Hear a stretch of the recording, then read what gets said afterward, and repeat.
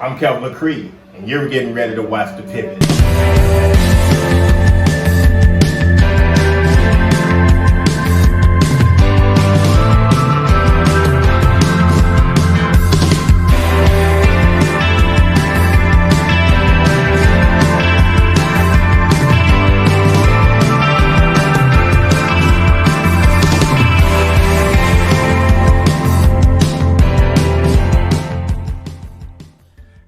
Welcome to part 2 of our show with Lisa Lloyd, a story of resilience, a story of overcoming amazing obstacles, a story of looking tragedy in the face and breaking through. She's lost not only one, but 2 children. This is part 2 of our show, Life and Love After Loss on The Pivot. Lisa, welcome back for our second show together. Thank you. Thank you for being here to tell your story. And we're going to finish up talking about your son, Drew. You came in the house, you picked up Marcus, you swung him around. Then your neighbors came and they told you about Drew was not there. And you race out of the house, and then what happens? Well, then he puts me in the car. It was my husband's cousin, and he had just gotten his driver's license, and he just told me, come right away. So I literally threw the baby to my sister-in-law and ran to the car. And as we were driving to the hospital, he was just flying through town to the hospital, and all he was allowed to tell me was that Drew swallowed water. Drew swallowed water. I didn't know what that meant because I had no idea where he was. So as we got to the hospital, by that time, the Lord had actually begun to talk to me in the car. And the message that I had from the Lord was that it's not going to be all right this time. Wow. And it was clear. The voice of the Lord was so clear to me for the first time in my life.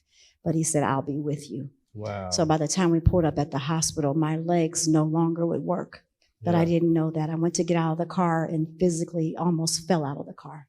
I think that the word you used in your story that I read, they felt like spaghetti. Exactly. And so let's go back. But I remember reading that I believe a nurse had found Drew at the bottom of the pool. He had been there, I think 20 minutes it was. Yes, my husband had left him at my mother-in-law's house, and his youngest sister, who was about 18 or 19 at the time, took him to the swimming pool, a public swimming pool. Yeah. It was the hottest day of the year that year, 1989, July 25th, and the pool was overly crowded.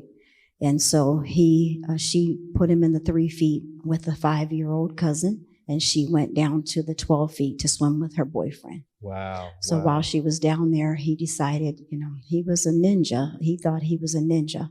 Wow. So he decided to get in the water. So that's because that's part of his personality. Of course. There was nothing he could not do. He thought he was a ninja warrior. Back then, that was very popular. So by the time they found out that he was not playing in the water, the nurse noticed him. She thought he was actually pretending because he was floating on his face. When she realized that he was not pretending, she grabbed him. But it had been 20 minutes.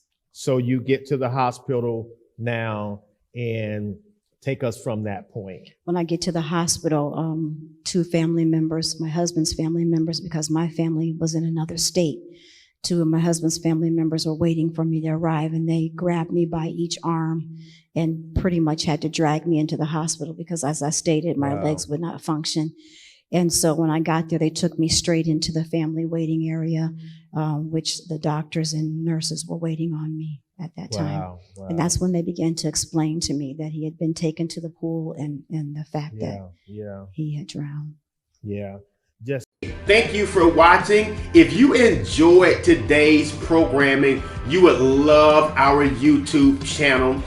Check us out at McCree Global on YouTube, and there you can find all of our other shows, additional content, more nuggets, more information on how you can pivot in today's economy. Hey, I'm so glad that you watched.